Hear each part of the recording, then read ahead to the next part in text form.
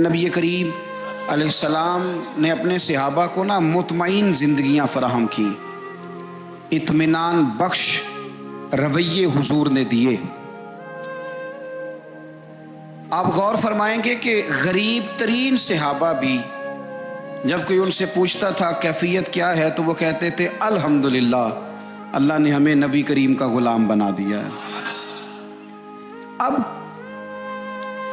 ہم خود اپنے آپ کو اتنا نفسیاتی طور پر کمزور کر لیتے ہیں سوچ سوچ کے کہ فلانا بڑا ہو گیا ہے، میں چھوٹا رہ گیا ہوں،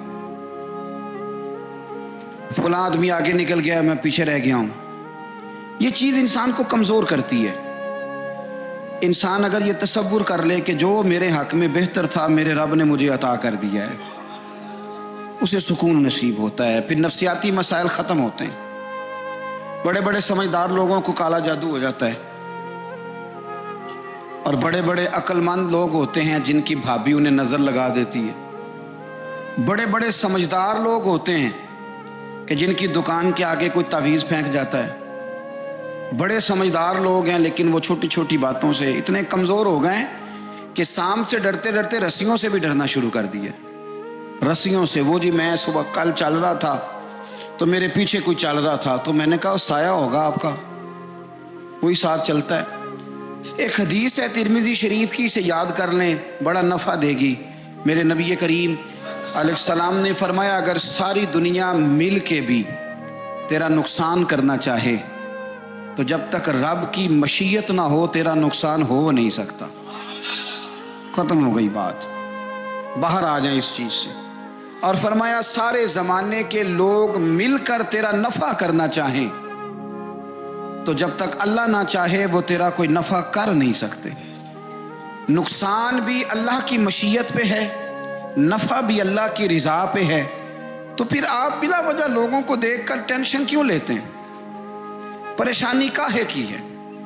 آزمائش کس بات کی ہے؟ اپنے آپ کو سکون دیں، اپنے آپ کو مطمئن کریں، کہیں رب بڑا ہی مہربان ہے، اس نے جہاں اچھا سمجھا ہے وہاں اس نے مجھے رکھا ہے۔ اپنے ذہن کو اطمینان دیں، سکون دیں۔ میرے نبی کریم علیہ السلام کی پوری حیات مبارکہ میں آپ کو شکوہ نہیں ملے گا کہیں بھی۔ حضور یتیم پیدا ہوئے، کتنی دفعہ آپ کو کتابوں میں ملتا ہے کہ حضور روئے ہوں کہ میرا باپ ہوتا تو ایسے ہوتا، میری اماں ہوتی تو ایسے ہوتی۔ ہم روز نہیں روتے۔ نبی کریم صلی اللہ تعالی علیہ وسلم نے اپنی زندگی ساری آزمائشوں میں گزاری۔ کہیں آپ کو محسوس ہوتا ہے کہ نبی کریم صلی اللہ علیہ وسلم کسی کے پاس بیٹھے اور فرمایا آؤ میں تمہیں اپنے دکھ سناؤں؟ ہمیں تو مسئلہ بن گیا ہے، ہم لوگوں نے اپنے آپ کو غیر مطمئن بنا لیا ہے۔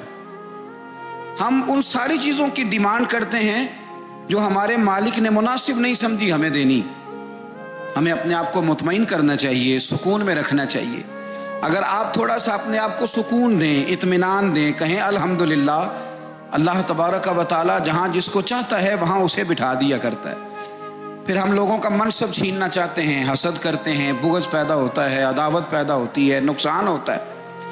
فطری طور پر جو صلاحیتیں اللہ نے دی ہوتی ہیں ان کو بھی زنگ لگ جاتا ہے، زنگ لگنے لگتا ہے ان سب چیزوں کو جو اللہ نے اپنے فضل سے ہمیں دی ہوتی ہیں۔ تو بات کو یاد رکھیں کہ زندگی میں آپ مطمئن ہو جائیں کہ رب کریم نے جو دیا ہے وہ کمال ہی دیا ہے، کمال ہی۔ حضور کی ایک زوجہ محترمہ تھی تو ان کے ہاتھ ذرا لمبے تھے، مومنوں کی ماں۔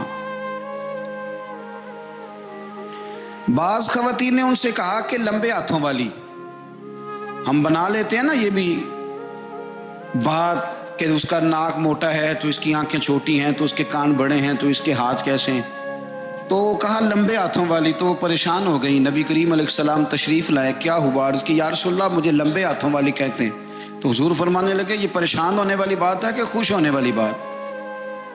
یا رسول اللہ کیا مطلب؟ فرمایا تو کہہ کہ رب نے لمبے ہاتھ اس لیے دیے ہیں تاکہ میں سخاوت زیادہ کر سکوں، میں سخاوت زیادہ، یہ جو میرا چہرہ ہے نا، یہ جو آپ کا